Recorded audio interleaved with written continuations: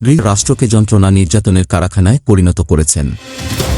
আসসালামু আলাইকুম। খবর পড়ছি আমি মোহাম্মদ মহাসিন রুবেল। এতক্ষণ আপনারা সংবাদ শিরোনাম শুনলেন, এখন বিস্তারিত। ব্রাহ্মণবাড়িয়া নাসিরনগরে রুবিনা আক্তার 24 নামের এক গৃহবধূর মরদেহ হাসপাতালে রেখে পালিয়েছে শ্বশুরবাড়ির লোকজন। খবর পেয়ে মঙ্গলবার রাতে নাসিরনগর উপজেলা স্বাস্থ্য কমপ্লেক্স থেকে নিহতের মরদেহ উদ্ধার করে বাবার বাড়ির লোকজন। রুবিনা উপজেলার ভলাকুট ইউনিয়নে খাগালিয়া গ্রামের আক্কাচ মিয়ার মেয়ে ও একই গ্রামের মাহবুবুর রহমানের স্ত্রী। বুধবার সকালে নিহতের মরদেহ ময়নাতদন্তের জন্য জেলা সদর হাসপাতাল মর্গে পাঠায় পুলিশ। নিহতের পরিবার জানায়, 2019 সালে খাগালিয়া গ্রামের আবুল হোসেনের ছেলে মাহবুবুর রহমানের সাথে বিয়ে হয় রুবিনার। বিয়ের পর থেকেই রুবিনার স্বামী তাকে টাকার জন্য মারধর করত। বিষয়টি কয়েকবার পারিবারিকভাবে মীমাংসাও করা হয়। মঙ্গলবার রাতে স্বামীসহ তাদের বাড়ির লোকজন তাকে মেরে তার মরদেহ নাসিরনগর উপজেলা স্বাস্থ্য কমপ্লেক্সে ফেলে সবাই পালিয়ে যান। পরে তার বাবাকে ফোনে জানানো হয় তার মেয়ে মারা গেছে। তিনি হাসপাতালে গিয়ে দেখেন তার মেয়ের গলায় আঘাতের চিহ্ন রয়েছে। এ ঘটনায় দায়ীদের দ্রুত বিচারের দাবি জানায় নিহতের পরিবারের লোকজন। নাসিরনগর থানার পরিদর্শক তদন্ত সঞ্জয় কুমার সরকার জানান, এ ঘটনায় একটি অপমৃত্যু মামলা দায়ের সহ মরদেহ ময়নাতদন্তের জন্য জেলা সদর হাসপাতাল মর্গে পাঠানো হয়েছে। অভিযোগ সাপেক্ষে পরবর্তী আইনগত ব্যবস্থা গ্রহণ করা হবে। আসন্ন দ্বাদশ জাতীয় সংসদ নির্বাচনকে ঘিরে সরগরম হয়ে উঠেছে সাভারের রাজনৈতিক অঙ্গন। ক্ষমতাসীন আওয়ামী লীগের মনোনয়ন প্রত্যাশীরা আওয়ামী লীগের উন্নয়ন সম্বলিত লিফলেট সাধারণ মানুষের মাঝে প্রচারে পার করছেন ব্যস্ত সময়। পাশাপাশি জানান দিচ্ছেন নিজের প্রার্থিতা সম্পর্কেও। এরই ধারাবাহিকতায় আশুলিয়া থানা আওয়ামী লীগের সভাপতি সাবেক ছাত্রনেতা ফারুক হাসান তুহিন গণসংযোগও শুরু করে দিয়েছেন। বুধবার 20 সেপ্টেম্বর দুপুরে আশুলিয়া ইউনিয়নে গণসংযোগকালে গণমাধ্যমের সাথে খোলামেলা আলোচনা করেন তিনি। এ সময় ঢাকা 19 আসনে মনোনয়নের বিষয়ে ফারুক হাসান তুহিনের পক্ষে স্থানীয় আওয়ামী লীগ নেতৃবৃন্দ এবং তৃণমূলের নেতাকর্মীরা কথা বলেন। আশুলিয়া ইউনিয়ন পরিষদের চেয়ারম্যান ও আশুলিয়া ইউনিয়ন আওয়ামী লীগের সভাপতি শাহাব উদ্দিন মাদবর জানান, এই আসনে এমন একজন নেতাকে আমরা নির্বাচিত করতে চাই, তৃণমূলের সাথে যা সংযোগ আছে, যে তৃণমূলের নেতাকর্মীদের নিয়মিত খোঁজখবর নেয়। ফারুক হাসান তুহিনকে আমাদের সেরকম নেতা মনে হয়। মাননীয় প্রধানমন্ত্রী শেখ হাসিনার কাছে আমাদের আবেদন যাতে তিনি এই আসন থেকে ফারুক হাসানকে মনোনয়ন দেবার বিষয়টি বিবেচনা করেন। একই কথা বলেন পাথালিয়া ইউনিয়ন আওয়ামী লীগের সভাপতি ফয়জুল হক, সাভার পৌর কাউন্সিলর ও পৌর আওয়ামী লীগের সাংগঠনিক সম্পাদক সহ অন্যান্য নেতৃবৃন্দ। ক্রাইম নিউজ অনলাইনকে আশুলিয়া থানা আওয়ামী লীগের সভাপতি ফারুক হাসান তুহিন জানান, আসন্ন দ্বাদশ জাতীয় সংসদ নির্বাচনকে সামনে রেখে মাননীয় প্রধানমন্ত্রী এবং আওয়ামী লীগের বিভিন্ন উন্নয়নের চিত্র সাধারণ মানুষের মাঝে তুলে ধরতে গণসংযোগ শুরু করেছি। শেখ হাসিনার নেতৃত্বে উন্নয়নের বাংলাদেশ হবে, ডিজিটাল বাংলাদেশ হবে এবং আগামীতে স্মার্ট বাংলাদেশ হবে, সেই বার্তা নিয়ে আমরা জনগণের কাছে যাচ্ছি। জনগণের থেকে ব্যাপক সাড়াও পাচ্ছি। ঢাকা 19 আসনে মনোনয়নের বিষয়ে তিনি জানান, আমি এই আসন থেকে মনোনয়ন প্রত্যাশী, শুধু এবার না, গতবারও আমি মনোনয়ন প্রত্যাশী ছিলাম। সর্বোপরি কথা হচ্ছে, আমি এবং আমার দল বিশ্বাস করে আগামী নির্বাচন জনগণের প্রতিযোগিতামূলক এবং সকল দলের অংশগ্রহণেই হবে। এই নির্বাচনকে সামনে রেখে বিভিন্ন সংস্থার জরিপ মাননীয় প্রধানমন্ত্রীর কাছে গিয়েছে। সেই জরিপে যদি আমি এগিয়ে থাকি তবে মনোনয়ন আমি পাব, আর যদি আমার নাম না আসে তবে যার নাম আসলে আমি দলের স্বার্থে তার পক্ষে মাননীয় প্রধানমন্ত্রীর উন্নয়ন প্রচারে এবং আগামী নির্বাচনে আওয়ামী লীগকে বিজয়ী করতে কাজ করব। গণসংযোগকালে এ সময় সাভার উপজেলা পরিষদের vice chairman Shahadat Hossain Khan, Ashulia UP chairman Shahab Uddin মাদবর প্রমুখ সহ অন্যরা উপস্থিত ছিলেন। প্রসঙ্গত গত 15 সেপ্টেম্বর শুক্রবার সংবাদ সম্মেলন করে ঢাকা 19 আসনে মনোনয়ন প্রত্যাশার বিষয়ে জানিয়েছিলেন আশুলিয়া থানা আওয়ামী লীগের সাধারণ সম্পাদক ও স্বনির্ভর ধামসোনা ইউনিয়ন পরিষদের চেয়ারম্যান মোহাম্মদ সাইফুল ইসলাম।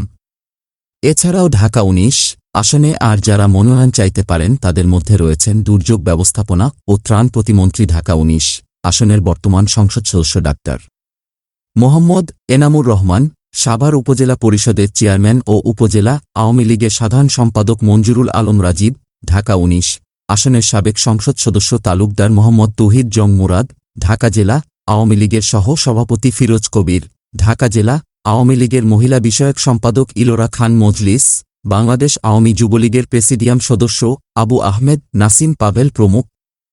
তবে বিএনপিসহ রাজনৈতিক দলগুলো বর্তমান সরকারের অধীনে নির্বাচনে না যাওয়ার সিদ্ধান্ত নিয়েছে।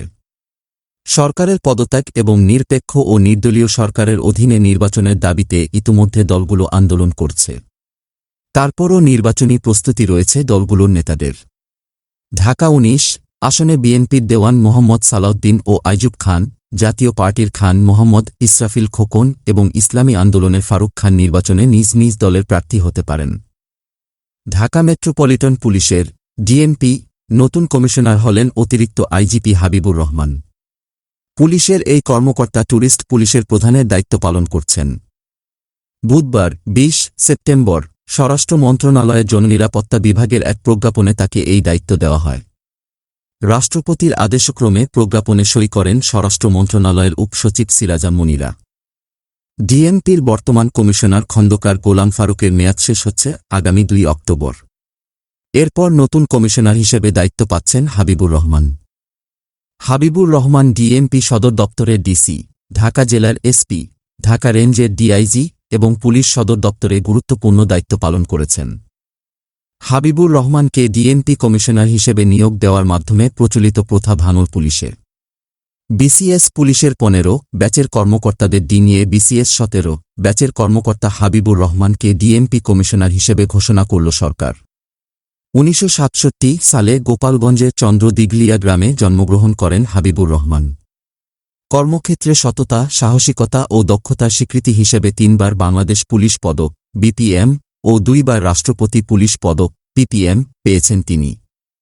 পেশাগত কাজের বাইরে লেখালেখি সহ বিভিন্ন সামাজিক কাজে যুক্ত এই পুলিশ কর্মকর্তা ২০১৮ সালে মহান মুক্তিযুদ্ধে পুলিশের ভূমিকা তুলে ধরে একটি বই সম্পাদনা করেন হাবিবুর, নাম দেন মুক্তিযুদ্ধে প্রথম প্রতিরোধ। বেদে জনগোষ্ঠী ছাড়াও রাজবাড়ির দৌলতদিয়া যৌনকর্মী ও তৃতীয় লিঙ্গের মানুষদের নিয়েও কাজ করেছেন এই পুলিশ কর্মকর্তা। দৌলতদিয়ার যৌনপল্লীর শিশুদের জন্য কাজ শুরু করেছেন তিনি, সেখানে গড়ে তুলেছেন উত্তরণ ফাউন্ডেশন নামে একটি ফাউন্ডেশন। রাজারবাগ পুলিশ লাইন্সে টেলিকম ভবনে পুলিশ মুক্তিযুদ্ধ জাদুঘর গড়ার ক্ষেত্রেও তার ভূমিকা রয়েছে। এছাড়া তিনি একজন ক্রীড়া সংগঠক, কাজ করছেন দেশের কাবাডি নিয়ে। রাজধানীতে কেন্দ্র ঘোষিত কর্মসূচির অংশ হিসেবে বাংলাদেশ জামায়াতে ইসলামী ঢাকা মহানগরী উত্তর বিক্ষোভ মিছিল ও সংক্ষিপ্ত সমাবেশ করেছে।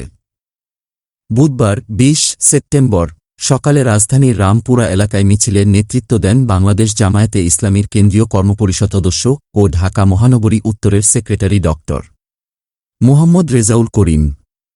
বিক্ষোভ মিছিলটি পূর্ব রামপুরা থেকে শুরু হয়ে বিভিন্ন সড়ক প্রদক্ষিণ করে মালিবাগ আবুল হোটেলের সামনে এসে সমাবেশের মাধ্যমে শেষ হয়।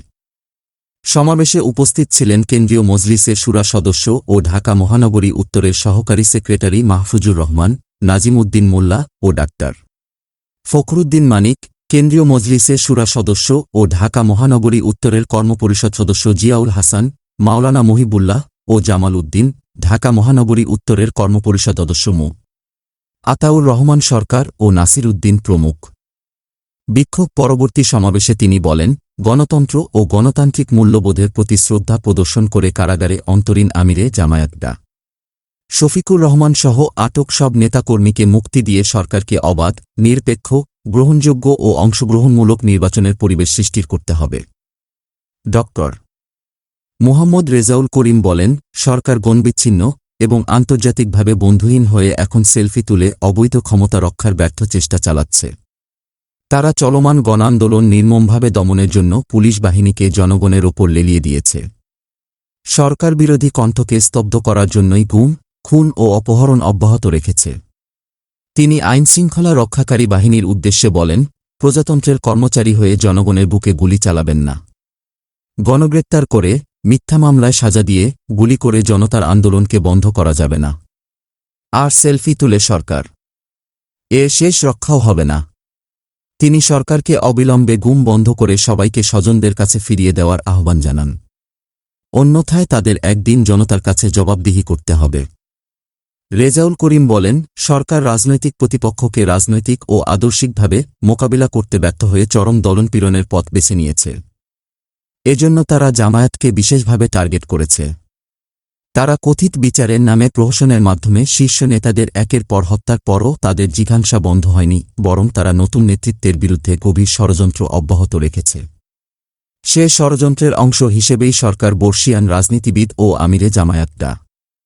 শফিকুর রহমান, সেক্রেটারি জেনারেল অধ্যাপক মিয়া গোলাম পরোয়ার ও ঢাকা মহানগরী উত্তর আমির মোহাম্মদ সেলিম উদ্দিন সহ কেন্দ্রীয় নেতারা এবং সারা দেশে নেতাকর্মীদের বিরুদ্ধে মিথ্যা ও বায়বীয় মামলা দিয়ে ইতিহাসের বর্বরতম নির্যাতন চালাচ্ছে। নেতাকর্মীরা আদালত থেকে জামিন লাভ করলেও সরকার তাদের মুক্তি দিচ্ছে না, বরং মিথ্যা ও সাজানো মামলায় নেতাকর্মীদের সম্পূর্ণ অন্যায়ভাবে কারারুদ্ধ করে রেখেছে। বাকশালী ও জুলুমবাজ সরকারের হাত থেকে রেহাই পায়নি দেশ বরেণ্য আলেম ওলামাও। এমনকি মৃত ব্যক্তিরা সরকারের রাজনৈতিক প্রতিহিংসা থেকে মুক্ত নন। তাই এই ফ্যাসিবাদী সরকারের হাত থেকে দেশ ও জাতিকে বাঁচাতে হলে নৈশভোটের সরকারের পতনের কোনো বিকল্প নেই। তিনি সরকার পতনের লক্ষ্যে সকলকে রাজপথে ঐক্যবদ্ধ হওয়ার আহ্বান জানান।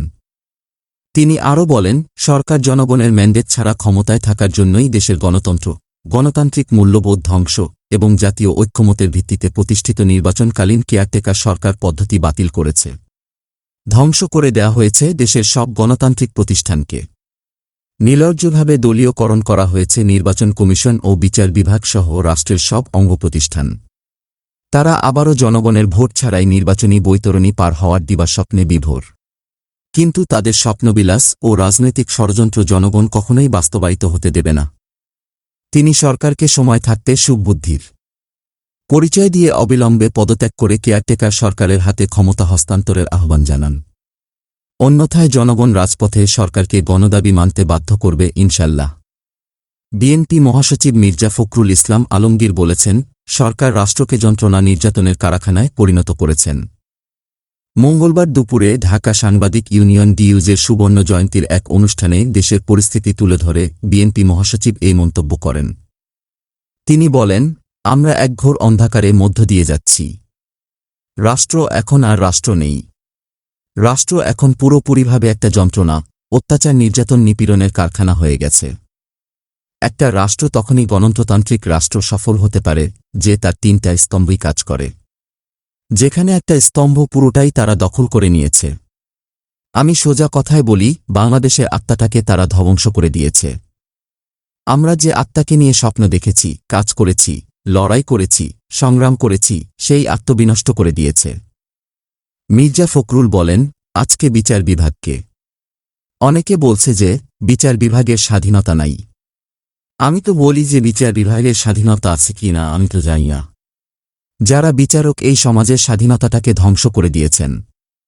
জাতীয় প্রেসক্লাব মিলনায়তনে ঢাকা সাংবাদিক ইউনিয়নের সুবর্ণ জয়ন্তী উপলক্ষে এই পূর্ণ মিলনী অনুষ্ঠান হয়।